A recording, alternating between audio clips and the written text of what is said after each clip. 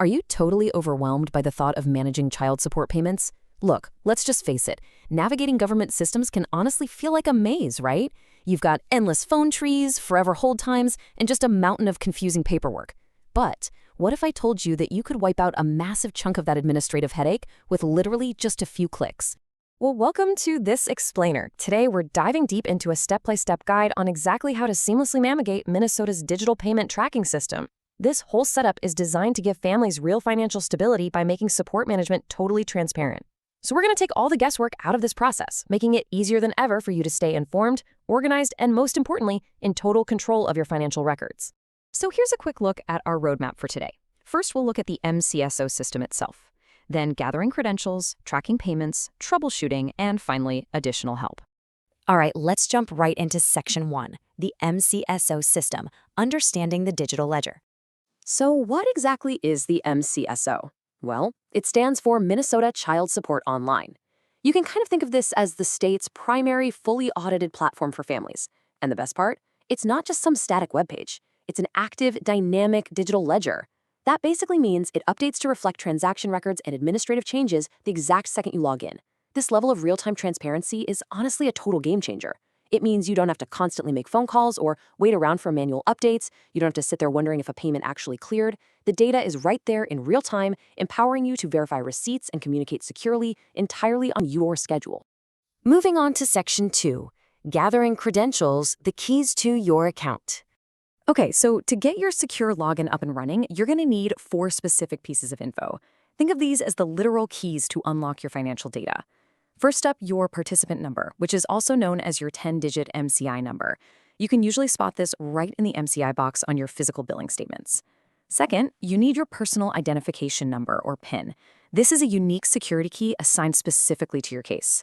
Third, you'll need the last 4 digits of your Social Security number, just so the system can verify you against their main database. And finally, your date of birth in the standard calendar format. You've got to have all 4 of these ready to go before you can register. But hey, what happens if you don't have your PIN? Maybe you misplaced it, or, maybe it accidentally got tossed out with the junk mail. Don't panic. You can actually request a replacement right away using the online Get New PIN tool. But here's where the system gets really strict on security. You will need to verify your MCI, Social Security number, date of birth, and your current zip code. And to protect you against identity theft, the system is never just going to flash your new PIN on the screen. No way. Instead, it triggers an automated batch process that literally prints and mails a brand new PIN notice directly to your verified physical address. Sure, it requires a little bit of patience waiting for the mail, but it's an absolutely crucial safeguard for your private info. Let's roll right into Section 3, tracking payments, navigating the portal. Now, you might be thinking to yourself, why even go through the hassle of setting up an online account when there's an automated phone line I can call? Well, let's compare them. The phone line is totally fine for just the bare basics, checking balances, quick payment statuses, or direct deposit info. But the online portal, it is just so much more comprehensive. Through the portal, you get to actually see enforcement remedies active on your case, actions taken within the past 90 days, information about past due support certified for tax intercepts, and you can even shoot secure messages directly to your caseworker. When you get in there, the dashboard is essentially divided into 3 main rooms or modules. Under Financial Information, you can generate printable financial histories and audit your ledger balances. Over in the Case Information module, you can review scheduled appointments, see functional designations, and message your county workers. And finally, in My Information, you manage the whole security side of things, updating passwords, challenge questions, and your contact details. Oh, and a super quick pro tip for you, Minnesota actually doesn't offer a native state-developed mobile app for this. In fact, state officials highly advise against using any third-party apps you might find on the app stores, because users have reported a lot of data sync errors. Instead, just use your smartphone's web browser to log into the mobile-friendly MCSO website. It's the absolute safest and most accurate way to access all these modules on the go. Next up, Section 4, Troubleshooting, Overcoming Obstacles. Look, if you ever suspect someone has unauthorized access to your MCSO profile, or honestly, if you just get locked out and need some serious technical support, you need to call the State Help Desk right away. That number is 651-431-4400.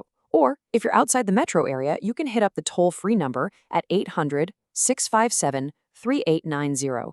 The tech support advisors are there Monday through Friday from 8 a.m. to 4:30 p.m., and they are the ones who actually have the power to lock compromised profiles, verify your identity credentials, and reset your account access. Seriously, grab a pen and write this number down. All right, moving to our final section, Section 5, Additional Help, Finding Local Support. So while the MCSO portal is a fantastic tool built by the state, child support itself is actually managed at the county level here in Minnesota. What does that mean for you? It means your local county caseworker is your ultimate lifeline for fixing any real errors. Like if you happen to notice a missing payment in your history, technology alone isn't going to fix that. You absolutely have to contact your county worker to get the record updated. And why does this matter so much? Because once it's corrected by the county, that updated, accurate info is sent straight to the credit bureaus in the next monthly reporting cycle. So staying on top of this stuff online literally protects your credit score. Wow, okay, we have covered a massive amount of ground today. Everything from hunting down that 10-digit MCI number to navigating the 3 really powerful modules of the MCSO dashboard.